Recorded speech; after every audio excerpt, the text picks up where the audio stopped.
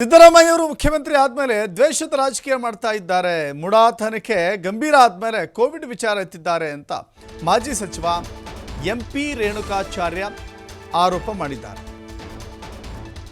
BS Yediyurappa ಅವರ ಮೇಲೆ SIT ರಚನೆಗೆ ಸಂಪುಟ ತೀರ್ಮಾನ ಮಾಡಿದೆ.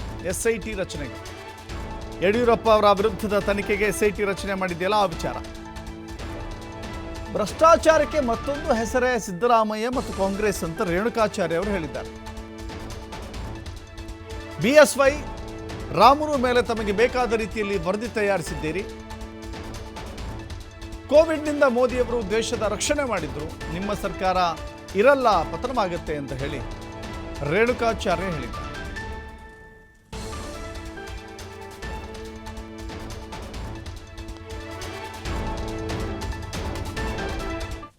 ಸನ್ಮಾನ್ಯ ಸಿದ್ದರಾಮಯ್ಯನವರು ಮುಖ್ಯಮಂತ್ರಿಗಳಾದ ರಾಜ್ಯದಲ್ಲಿ ದ್ವೇಷದ ರಾಜಕಾರಣ ಮಾಡ್ತಾ ಇದ್ದಾರೆ. ಸನ್ಮಾನ್ಯ ಸಿದ್ದರಾಮಯ್ಯನವರು ಅಧಿಕಾರಕ್ಕೆ ಬಂದು 2 ವರ್ಷ ಆಗ್ತಾ ಬಂತು.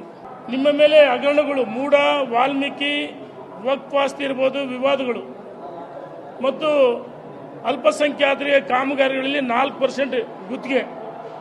ಯಾವಾಗ ಮೂಡ ಬಹಳ ಗಂಭೀರವಾಗಿ ನಿಮ್ಮ ಮೇಲೆ ತನಿಖೆ ಪ್ರಾರಂಭ ಆಯಿತು, ದ್ವೇಷದ ರಾಜಕಾರಣ ಮಾಡ್ತೀರಿ ಅನ್ನೋದಕ್ಕೆ ಕೋವಿಡ್ ಎಸ್ಐಟಿ ಸನ್ಮಾನ್ಯ ಯಡಿಯೂರಪ್ಪನವರ ಮೇಲೆ ಎಸ್ಐಟಿಗೆ ವಹಿಸಬೇಕಂತೇಳಿ ಸಚಿವ ಸಂಪುಟದಲ್ಲಿ ತೀರ್ಮಾನ ಮಾಡಿದಿರಿ.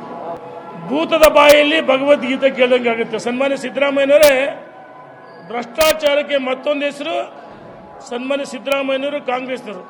ತಾವು ಸ್ಪಷ್ಟವಾಗಿ ಸನ್ಮಾನ್ಯ ಯಡಿಯೂರಪ್ಪನವರ ಮೇಲೆ, ರಾಮುಲುವರ ಮೇಲೆ ಇದೇ ರೀತಿ ವರದಿ ಕೊಡಬೇಕಂತೇಳಿ ಒತ್ತಾಯ ಮಾಡಿ ರಾಜಕೀಯ ಪ್ರೇರಿತ ವರದಿಯನ್ನು ತಾವು ತಯಾರು ಮಾಡಿದಿರಿ, ಎಸ್ಐಟಿ ಕೊಡಿದಿರಿ. ಸನ್ಮಾನ್ಯ ನರೇಂದ್ರ ಮೋದಿಯವರು ದೇಶದ ಜನರ ರಕ್ಷಣೆ ಮಾಡಿದರು. ರಾಜ್ಯದಲ್ಲಿ ಅಂದು ನಮ್ಮ ಭಾರತೀಯ ಜನತಾ ಪಾರ್ಟಿ ಸರ್ಕಾರ, ಸನ್ಮಾನ್ಯ ಯಡಿಯೂರಪ್ಪನವರು ಜನರನ್ನು ರಕ್ಷಣೆ ಮಾಡ್ತಕ್ಕಂಥ ಕೆಲಸವನ್ನು ಮಾಡಿದರು, ಭ್ರಷ್ಟಾಚಾರ ಮಾಡಿಲ್ಲ.